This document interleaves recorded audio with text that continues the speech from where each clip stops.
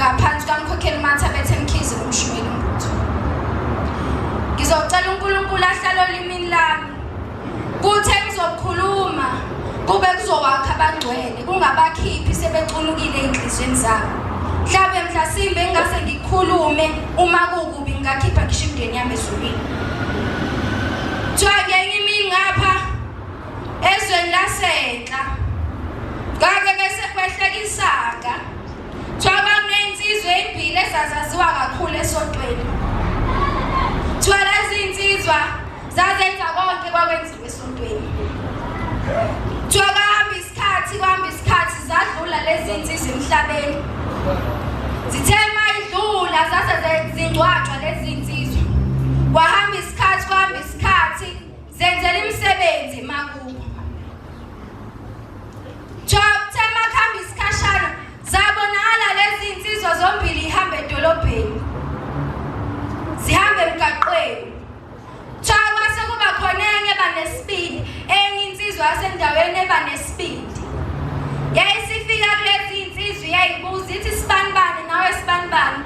Ngoba nina kade nje saningcwaba. Nenzelwa nemisebenzi emakini. Nifunani lapha?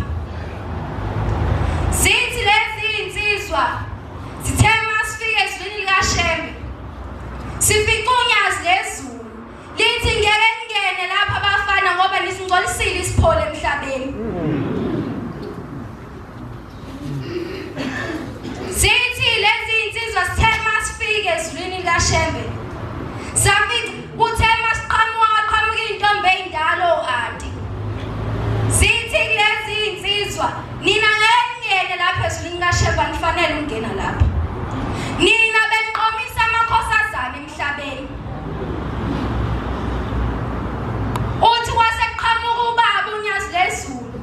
Lathi lezi insizwa hambani lapho uthi waseseyikhafula lezi insizwa. Uthe mayekhafula zaseyivuka. Sivuka zisemangcwabeni imizimba yabo isemathuneni.